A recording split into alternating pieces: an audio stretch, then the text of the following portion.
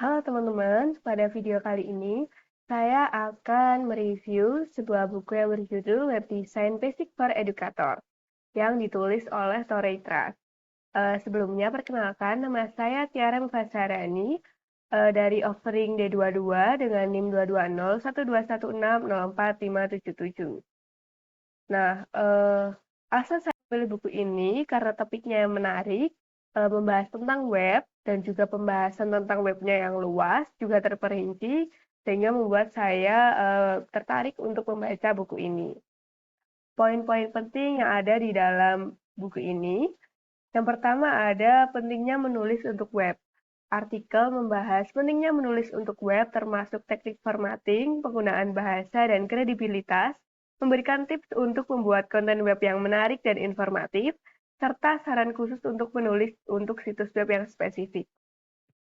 Yang kedua, desain gambar untuk website. Bagian ini membahas pentingnya mendesain gambar untuk website dan memberikan tips serta alat untuk membuat gambar. Juga mencakup dasar-dasar aksesibilitas digital, sejarah aksesibilitas web, dan pedoman aksesibilitas konten web atau WCAG. Yang ketiga, menemukan multimedia untuk website.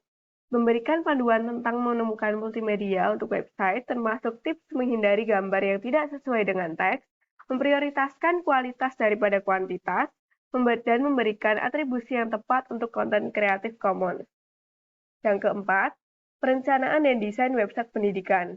Mendiskusikan pentingnya mengidentifikasi tujuan website pendidikan dan memberikan tips perencanaan, desain, dan pengujian antar muka pengguna dan desain visual. Meliputi topik seperti audiens target, tata letak website, navigasi, elemen desain visual, aksesibilitas, dan adaptabilitas untuk perangkat yang berbeda. Yang kelima, hukum hak cipta dan multimedia digital. Memberikan gambaran hukum hak cipta dan pertimbangan penggunaan media digital dalam bentuk konteks pendidikan, termasuk di website pendidikan. Mendiskusikan hak cipta, penggunaan wajar, lisensi Creative Commons, status hak cipta media digital online, domain publik, regulasi hak cipta internasional, penggunaan wajar dalam pendidikan, serta penggunaan konten pihak ketiga dan lisensi Creative Commons. Yang keenam, aksesibilitas multimedia. Memberikan panduan untuk membuat multimedia dapat diakses, termasuk menambahkan teks alternatif untuk gambar, menyediakan teks tertutup untuk video, memberikan kontrol pengguna terhadap multimedia. Nah, kesimpulan dari buku ini ada dua, baik dari segi cara fasilitasi pembelajaran. Buku ini membahas pentingnya menulis untuk web, desain gambar untuk website, dan menemukan multimedia untuk website. Hal ini dapat membantu untuk memfasilitasi belajar dengan menyajikan konten yang menarik dan informatif bagi pembaca, serta memperkaya pengalaman belajar dengan menggunakan multimedia yang relevan dan menarik.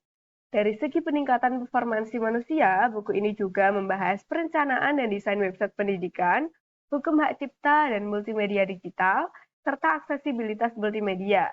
Dengan memperhatikan aspek-aspek ini, pembaca dapat memahami bagaimana merencanakan dan mendesain website pendidikan yang dapat meningkatkan aksesibilitas dan keterlibatan pengguna, sehingga dapat meningkatkan performansi manusia dalam hal akses dan pemahaman informasi. Itu saja yang dapat saya sampaikan. Sekian dan terima kasih.